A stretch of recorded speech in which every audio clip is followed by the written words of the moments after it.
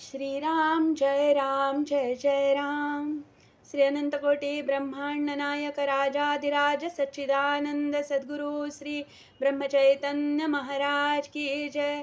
जय जय रघुवीर समर्थ। श्रीराम। श्री ब्रह्मचैतन्य गोंदवलेकर महाराज प्रवचन 14 फेब्रुवारी। आनंद हवा असेल तर नाम घ्यावे। शरीर स्वास्थ्याला लागणाऱ्या शरीरातल्या द्रव्यात जेव्हा कमी अधिकपणा उत्पन्न होतो तेव्हा शरीर स्वास्थ्य बिघडते, त्यालाच आजार म्हणतात। सुंठ हे असे औषध आहे की ते शरीरात कमी झालेल्या द्रव्याची भरपाई करते आणि जास्त झालेले द्रव्य कमी करून आरोग्य राखते। नाम हे सुंठीसारखे आहे।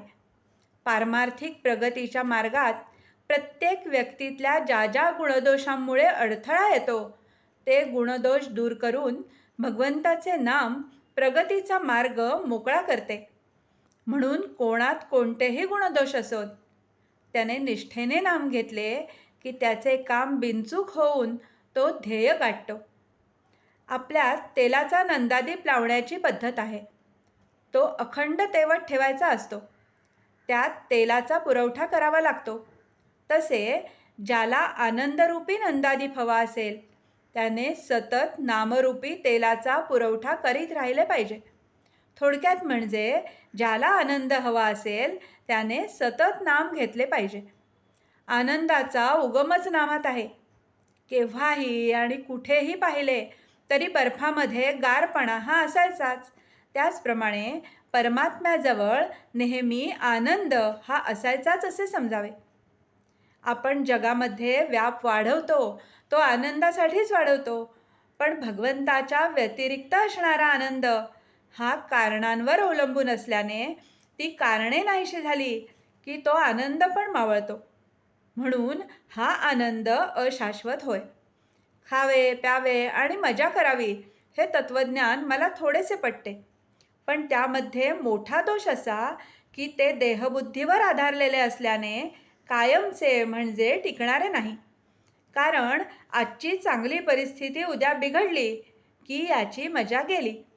उलट येईल त्या परिस्थितीमध्ये आपण आनंद निर्माण करावा। रोज अगदी 5 मिनिटे का होईना भगवंताशी अनन्य व्हायला शिका।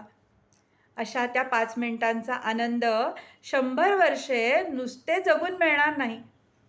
साखरेच्या गोडपणाबद्दल तासनतास निरूपणे करण्यापेक्षा एक चिमूटभर साखर तोंडात टाकली असताना जसा खरा आनंद मिळतो तसेच इथे आहे।